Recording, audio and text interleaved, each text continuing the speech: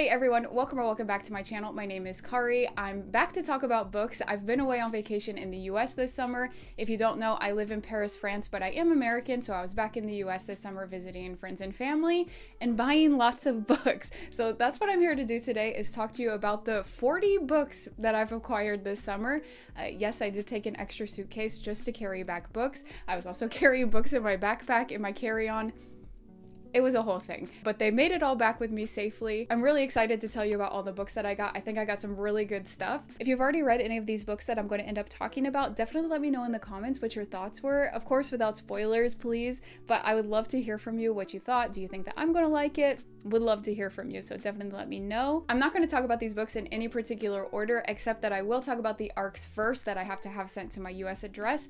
Then I'll talk about just all my books in no particular order, but I will save the manga for the end in case you're not a manga girly. I'll save that for the end. So I did get a couple ARCs and a finished copy of a book this summer. The first one I've already started reading and it's really good so far. So it's Want by Gillian Anderson, and the subtitle is Sexual Fantasies Submitted by Anonymous, and basically Gillian Anderson, the author of this book, she collected like hundreds of submissions of anonymous women submitting their sexual fantasies, and she kind of organized them into different categories in this book. And so some of the submissions are just one sentence, like there's one about Pedro Pascal that's just one sentence, and then some of them are like 3 or 4 pages long. But I'm about a third of the way through this book already and I'm really enjoying it. I would definitely recommend it. This is actually about to be published on September 17th, so that's really soon. So if it sounds interesting to you, I would definitely recommend picking up a copy because I'm loving it so far. So thank you so much to the Overlook Press and Abrams Press for sending me this ARC. I really appreciate it. The next ARC that I got was The Italy Letters by Vi Khi Nao. Basically, the form of this book is that the unnamed narrator is writing letters to their lover in Italy, and it's described as being poignant and disturbing, and you know I love a disturbing book, so I'm really looking forward to reading this. Thank you so much to Melville House for sending me this ARC. I really appreciate it. And then I was also sent this finished copy of How Can I Help You by Laura Sims. This is a thriller about a woman who becomes a librarian and is kind of like hiding a secret past, but then another librarian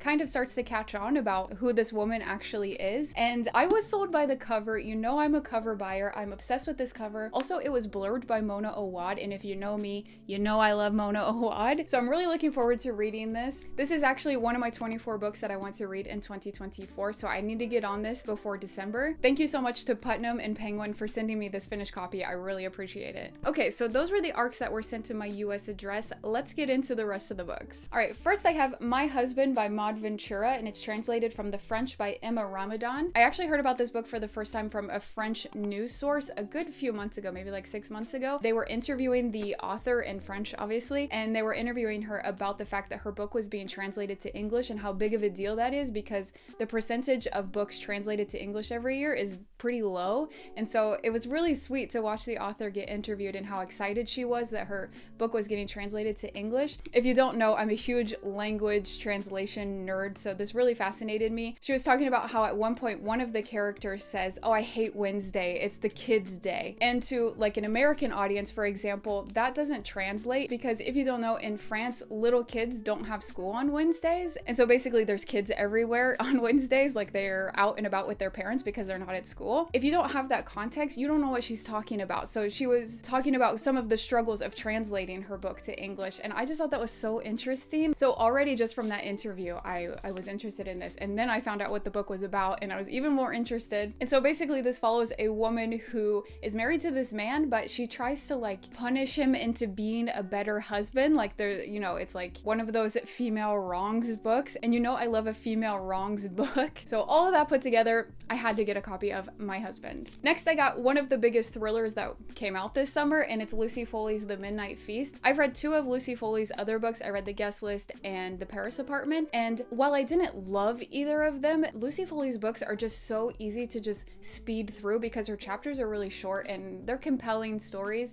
And so I knew I wanted to read her new book, and I actually got this right at the beginning of summer because summer is the perfect season to be reading thrillers. And so I did already read this and I did enjoy it. I think I gave it a 4 star because while the story isn't perfect, I do love when a book just makes me want to to speed through it to find out what's going to happen. And so basically this follows multiple points of view, just like every other Lucy Foley book, and it's set at a like luxury resort. It's kind of like a revenge story and dealing with the past, but it's also about respecting native land. It has a little bit of everything, honestly. I did really enjoy it. It's not perfect, but it was a fun summer read, so in that regard, I would recommend it. Staying with the theme of thrillers, I also got a copy of Middle of the Night, the new Riley Sager book that just came out this summer. I kind of have a love-hate relationship with Riley Sager, like a lot of people. Lock Every Door by him is probably my favorite thriller that I've ever read. Probably at least top 3 favorite thriller that I've ever read. I love that book. His other books, I haven't been too in love with. I actually haven't read this one yet. I wanted to read it this summer, but I ended up not. But this one is actually also similarly to The Midnight Feast. It deals with someone confronting a childhood friend and something that happened in their childhood. I don't really need to know too much about what a Riley Sager book is about. Again, with thrillers, I don't want to know too much going into it because I just want to be taken by the story. But I do hope I enjoy this one as much as I enjoyed Lock Every Door, but we'll see. It's always a surprise with Riley Sager, so we'll see. A horror book that I picked up is The Eyes Are the Best Part by Monica Kim. I mean, this is definitely a cover buy. Look at this cover. It's so cool. I'm obsessed with it. The blurb says that it's Crying in H Mart meets My Sister the Serial Killer. Now, I haven't read either one of those, but I know what they're about, so I get the gist of what they're trying to say, and that sounds great. And it calls it a feminist psychological horror about the making of a serial killer. I mean, yes, sign me up. I can't wait to read this one. These next 2 books I'll put together because they go together in the series. The first one is What Moves the Dead by T. Kingfisher, and the next one is the second book in the series, What Feasts at Night. I have already read What Moves the Dead, but I read it on my Kindle from the library and I really loved it and I wanted a copy of it, but I could not find this edition in France, so I was really happy to be able to finally pick up the US edition of this. And then I picked up the sequel, like I said, What Feasts at Night. I haven't read this yet. I want to reread What Moves the Dead because it has been a few years since this came out. I read it right away when it came out and I just want to refresh my memory, and then I want to read What Feasts at Night. If you don't know, What Moves the Dead is a retelling of Edgar Allan Poe's The Fall of the House of Usher, and I love me some Poe. So I think this is going to be a really great reread and then read for the spooky season that's right around the corner, and I'm so excited. Yeah, so that's going to be perfect. Next I have Exalted by Anna Dorn. So I think that this book takes place in 2 perspectives. One is from a girl who runs an astrology Instagram account and is really successful, and the other is a girl who is really struggling in life and just trying to get by. And I think it's how their lives like intersect, because the girl who's having a hard time in life, she like religiously follows the other girl's astrology Instagram account, and so I think it's about how they cross paths, and I think that there's a potential romance between them. This is not a romance book, you know, I don't read romance, but I think it's how they cross paths, how they get mixed up with each other, and potentially falling for each other. Question mark. We'll see. To be determined. But again, I think that this is a female wrongs book. Yes, yes. The next book is a book that looks familiar if you've spent any amount of time on my channel before, and that's House of Leaves by Mark Z. Danielewski. Yes, I already have a copy of this. I have a paperback. That's the edition that I read. I took all my annotations in it, but I had never seen a hardback edition of this, so this is a hardback. Okay. And I had never seen that before, and I just had to have it. I mean, this is in my top 3 favorite books of all time. So this book is just something that's really special to me, and I wanted a special edition of it. So I've read this book before. I love it. I've talked about it enough on my channel, but I just had to have this special hardback edition of one of my favorite books. And I guess speaking of Mark Z. Danielewski, because I'm obsessed with House of Leaves, I decided that I want to pick up one of his other books. This is called The Familiar, and this is actually a series. I think that there's 5 books in the series, even though he said that there should be like 14, I think. I think he said that he wants to do 14. I could be wrong, but he's only published 5, and it's been a while since he published the 5th one, so I don't know what's happening with that. But I got the first volume, and it's pretty big, and the format is very similar to House of Leaves. So if you know House of Leaves, that it's got strange typography, different types of documents in it, this is very similar, and that's one of the fun things about House of Leaves is the format. So I'm really looking forward to reading this. I really hope that I like it because there's 5 books like this, that it's really long. So I'm very excited to get into this, to be back in the world of Mark Z. Danielewski. I have high hopes for this. Next is another book that just came out this summer. It's Liars by Sarah Manguso. I think this book is about about a woman who gets married and her life kind of becomes consumed by her husband's. And, you know, she was really independent before they got married, and then they get married and she kind of loses herself. I think one of the blurbs is like, marriage makes liars of us all, or something like that. Love makes liars of us all. I'm not sure. And so it's about her finding herself again. And one of the blurbs on the back talks about how this book deals with one of the most horrifying institutions of all, marriage. So I think this is going to be one of those female rage books. Again, just say female rage, I'm in, okay?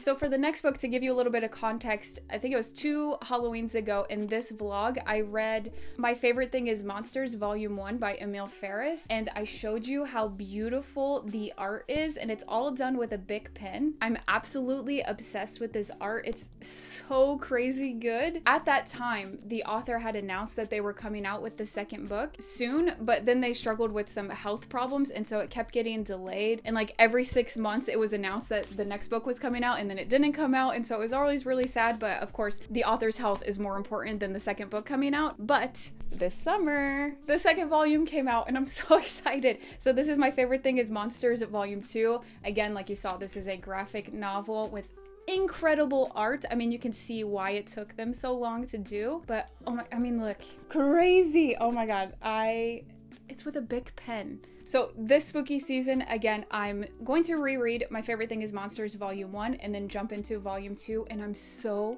excited. I loved this. This was such an emotionally deep and mature graphic novel. Like, this is not for kids. It deals with some really heavy topics. I also think that if you haven't read graphic novels before, this is a great entry to graphic novels because it is pretty mature and you don't have to wait around for the second volume. So I'm very excited. I mean, look at these spines too. Okay. Oh my God. I'm very excited to reread Volume 1 and jump into Volume 2 this October. So as I already said, I am reading Want right now by Gillian Anderson. That's my nonfiction that I'm reading right now. But my fiction that I'm reading right now is Pink Slime by Fernanda Trias, and it's translated by Heather Cleary. First of all, we got to talk about this cover. I'm obsessed with this cover. The UK cover, no, like what? This one is so much better. This is why I had to buy it in the US, because the US cover is incredible. It's very simple, but I'm obsessed with it. Anyway, you know I could go on and on about covers, so I'll just stop. But this one is actually a pandemic book, so just a little warning if that's not something that you're into, but it is a pandemic book. Basically, there's this fog, mist, dust blowing in and making people sick, and it comes in waves. So like sometimes you can go outside if it's okay, but when the fog is there, you can not go outside because you'll get extremely sick, and your skin, it's like boils and your skin peels off. So disgusting. This is a horror book, by the way. And so people are quarantined inside. I mean, it sounds familiar, right? So they have to stay inside when the fog is really bad, or else they're going to die. And so it follows our main character, who is still living in the area that's really bad. A lot of people have migrated inland to get away from the fog, but the fog is slowly coming out that direction as well. And so our main character is dealing with her ex-boyfriend, who is in the hospital because he was exposed to the fog. And also she's like mysteriously babysitting this boy who wants to eat everything all the time. His parents just have him dropped off at her house, and she's responsible for looking out for him and making sure he doesn't eat everything. So it's kind of a mystery about like, why does his parents do that and what is she getting out of it? So it's really interesting. But the title is Pink Slime because obviously the food sources have all been affected by the fog, and so this company has manufactured this paste, this pink slime, and that's what people are eating now because it's the only source of nutrients that's safe to eat. So that's where the title comes from. I'm really enjoying it so far. I think it's really, really good, but I'll have to come back with you with a final report once I actually finish it. I'm about halfway through with it right now. Next is a book I never would have thought that I would buy or read ever in the past, but I was at Barnes & Noble and it was on a table and I was influenced, okay? And it's Ring by Koju Suzuki, translated from the Japanese by Robert Romer and Glenn Wally. And when I say Ring, yes, it's like the movie The Ring from early 2000s, was it? Mid 2000s? I am not a horror movie girly. I love a horror book, but horror movies, absolutely not. Absolutely not. I still have images from horror movies I watched when I was in like 6th grade. I cannot get them out of my head. I refuse to watch horror movies. horror books, like I said, are okay because nothing I can imagine in my head is as scary as what a movie will show me, you know what I mean? So I never would have imagined I would read this book because I'm still traumatized by that movie. And I watched it so long ago. But anyway, I read Ring. I already read it this summer. I actually really enjoyed it. It's very different than the movie because I went back and read the Wikipedia page for the movie because while I remember the trauma of the movie, I don't remember the details of the plot. So I went back and read the Wikipedia page and it's very different than the book. I do think if you enjoyed the movie, you would still enjoy the book, but the book is more suspense rather than horror because obviously you don't have those visuals going along with it. And the number one thing I remember from the movie is the girl crawling out of the TV screen, and that doesn't happen in the book. Like, the movie makers just imagined that trauma out of nowhere. Like, what? So yeah, that's not in the book. I'm happy about that because oh my god. It is less scary than the movie, so if you've ever been intrigued by the plot, which, by the way, I never said what it was about, if you don't know what the movie's about. Basically, right at the beginning of the book, these teenagers end up dying one by one, and it's like a mystery about what killed them. And this reporter, this is at the beginning of the book, this reporter realizes that it's because they all watched this videotape, and the videotape says if you don't do something, and this something like gets recorded over by a commercial, because this is a VHS tape, if you don't do this thing, then you will die in 7 days. And so the reporter has to figure out what is it that you have to do within 7 days or I'm gonna die because I watched the VHS. So that's the main plot of the story. If that plot interests you, I would definitely recommend it. It was really fun to read. I gave this 4 stars. Let's stick with another Japanese translated horror book, and it's Audition by Ryo Murakami, translated by Ralph McCarthy. If you've spent some time on my channel, you know that I think it was the beginning of last year, I read In the Miso Soup by Ryo Murakami and I loved it. It was creepy, weird, disturbing. I loved it. So I'm ready to read another Ryo Murakami. Basically, the plot of this story is that it follows a man who is widowed and he's ready to look into getting remarried to find a new partner. And his filmmaker friend suggests to him, well, you should act like you're gonna film a movie and hold auditions for the movie. And then actually in reality, you're like auditioning them to be a wife. So that ends up working and he finds this woman that he is interested in, but then this woman turns out not to be what he's expecting. So that's all I really need to know about it because this is quite short, just like In the Miso Soup actually. I'm really hoping I love this as much as I loved In the Miso Soup, that it's as weird and deranged as In the Miso Soup.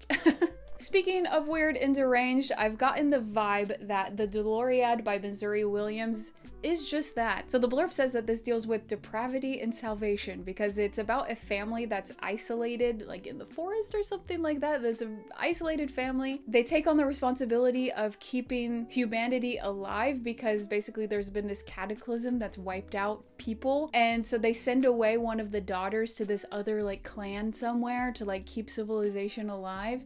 And when she comes back, there's some devastating news or something like that, but it's supposed to be very weird, strange, and the blurb also says it's disquieting. So again, maybe this would be a great October read as well. I'm looking forward to it. Also, I had to get this US cover because I do not like the UK cover. I mean, this one is so much better. Like, I'm obsessed with this cover and I do not like this UK cover, so I'm happy I was able to get this in the US. Let's do another book that I'll probably read in October this year. It's Fangs by Sarah Anderson. This is a graphic novel. Obsessed with this cover. You know me, I love a good cover. And it's actually cloth bound and the edges are sprayed black. So this is a beautiful book. I just want to show you what the blurb is on the back. Okay, so it has one of these like paper things on the back and it only says a love story between a vampire and a werewolf.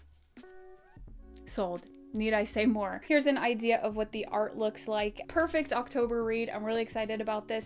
I'm just obsessed with this cover. Next is a short little book. It's called Cecilia by K. Ming Chang. And the back says that it's an erotic, surreal novella. Basically, this is about 2 women who are following each other, but don't want to admit that they're following each other, and they know each other from childhood. And it deals with violence and desire and love. And one of the keywords on the blurb is obsession. And I love a good book about obsession. The next book I got is Ghost Lover by Lisa Taddeo. I have read 2 of Lisa Taddeo's other books. The first one I read was a nonfiction. It was 3 Women. I loved it. Then I read her fiction, Animal. Obsessed with it. Female rage book. It's really good. This is actually a short story collection. Again, obsessed with the cover.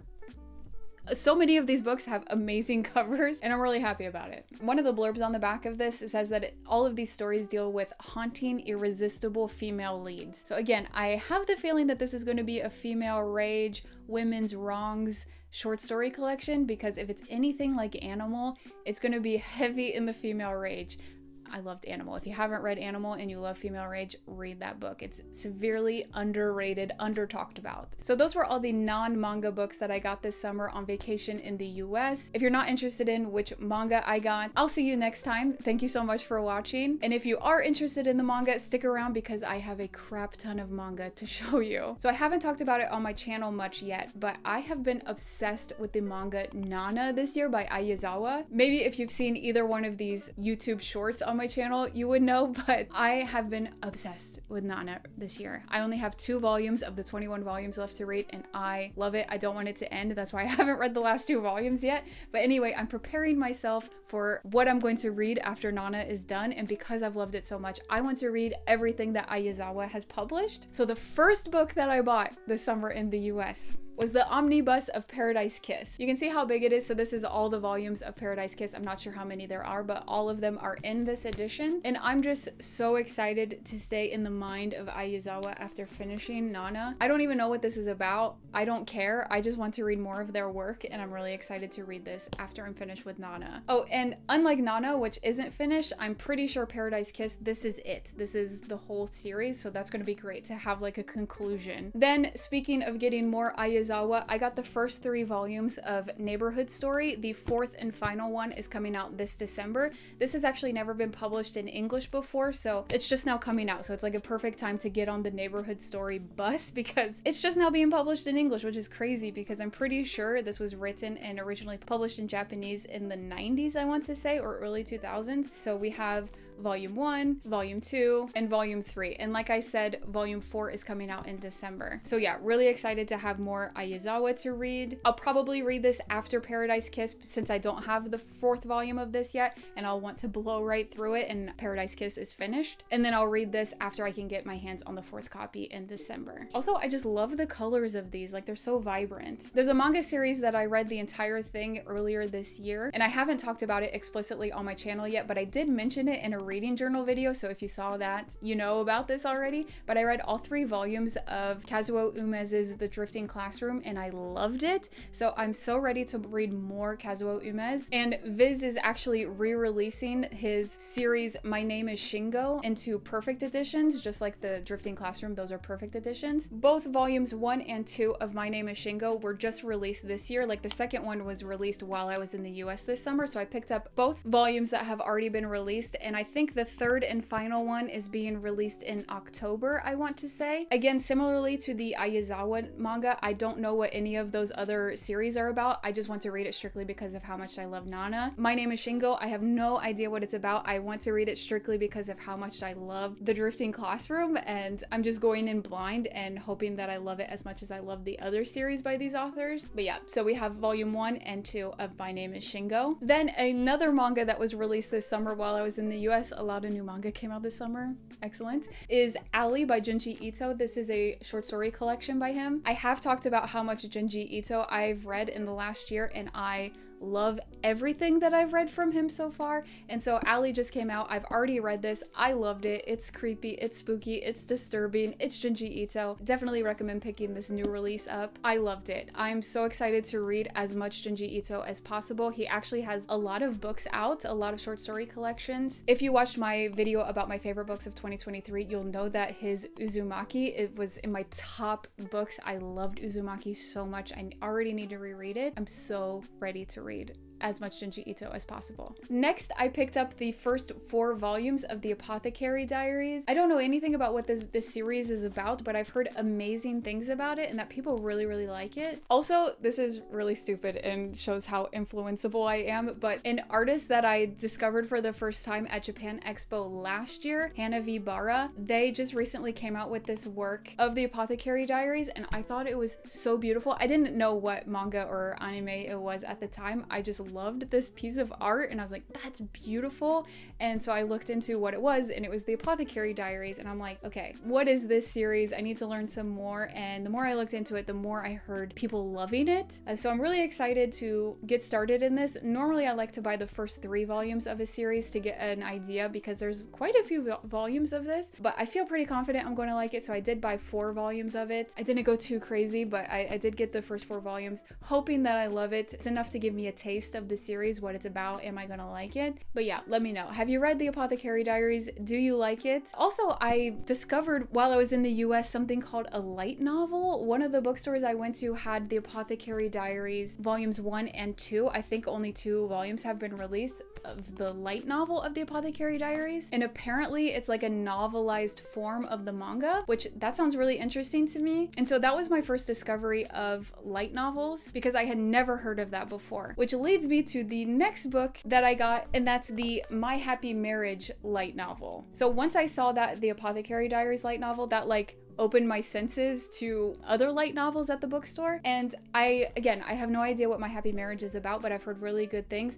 I think it's on Netflix, My Happy Marriage. I've heard really good things and people love it. And so I thought I would try the light novel. So as you can see, this is originally a manga, but it's in novel form. So I'm interested in trying it out. We'll see how it goes. Again, have you read the manga form of My Happy Marriage or seen the anime? Do you like the story? Let me know your thoughts. I'm interested to get into this and see if I like it as much as I've heard other people like it. So those were the books that I bought in the US, but you better believe that as soon as I got home, I bought more books. Yeah, so I have 8 more manga volumes to show you that I bought pretty much right when I got back home. 7 of these manga volumes I bought at Book Off, which if you watched this recent Paris vlog, you saw me go to Book Off for the first time, and I was amazed by their selection of manga in Japanese. Like, I had no idea that that existed. And so you saw me buy this first volume of the Eternal Editions of Sailor Moon, and this was less than €8 at Book Off. And I mean, this is straight from Japan. It's a brand new edition of Japanese, like it's the Japanese version, so you can see the writing. And so I went to Book Off again kind of right after I got back to Paris, and I bought the next 5 volumes in Japanese. Now no, I don't read Japanese. I don't. But I think that these are absolutely beautiful. I mean, just look at the spines together with the Japanese like that, and they look really cool on the shelf next to my English version of these Eternal Editions. I just think that they're really cool collector books, and at the price that Book Off had them for, I mean, I can't say no. So they did only have up to volume 6, but when I got this first volume, they didn't have all these other volumes of it, so they must be getting new shipments of these all the time. So I will be keeping an eye out for the rest of the series. It goes up to volume 10. I will be looking for those regularly at Book Off to complete this collection. And when I went to Book Off in that vlog, I was looking for Nana in Japanese and they didn't have it, but when I just went, they had the 11th volume in Japanese. It's kind of random that they only had volume 11 out of 21 volumes. I mean, they had none last time. I mean, maybe it's just a really popular thing to get a copy of in Japanese, or they don't get many copies of it. I don't know, but I had to have it. I love the spine. I mean, it looks really cool on the shelf next to my English volumes of Nana, and Nana is basically my personality at this point. I mean, if you haven't noticed, I'm wearing my Vivienne Westwood necklace that I got just because of how much I'm obsessed with Nana. Again, if you haven't seen these shorts, you'll see how obsessed I am with Nana right now. So I will be keeping an eye out for more volumes of the Japanese Nana at Book Off. So the last book that I have is another Aizawa manga. I didn't get this at Book Off. I got it at a regular French manga store. But this is another Aizawa series, but it has not been translated to English yet. So the French title is Je ne suis pas un ange. And like I said, it hasn't been translated to English yet. I find that really interesting that it's translated to French before being translated to English, because I imagine an English audience would be bigger than a French audience, but maybe Aizawa is just more popular in France than Anglophone countries. I have no idea. I just find that really interesting. But I do speak and read French, so because I'm trying to read all these Aizawa series to get my fix after Nana's finished, I did decide to start collecting this. I believe that there's 4 volumes, so I only got the first one, but I will be reading this in French. If you have any news about if this is going to be translated to English, I would love to hear that, but from what I've seen online, apparently nobody's talking about it being translated English. I just find that really strange. There's another series too, I think it's called Marine Blue, and despite the title being in English, it's only translated to French and not English also. Again, maybe Aizawa is bigger in France than they are in Anglophone countries, but I just find that really interesting. So anyway, another Aizawa series to get into. So those were the 40 books that I got this summer on vacation in the US, and just after I got back from vacation, I'm so happy with all the books that I got. I can't wait to get reading and tell you all about these books. Be on the lookout for reviews and me talking about them in my reading journal. If you're interested in my reading journal videos, I'll definitely be talking about them there. I just can't wait to get into all these books. Again, don't forget, if you have any thoughts about these books, definitely let me know in the comments. I would love to chat with you about them. I'm so happy to be back from vacation and to start making videos again and to talk with you about books again. If you have any ideas of videos you'd like for me to make, I would love to hear from you in the comments. Definitely let me know, and I'll talk to you again soon. Bye!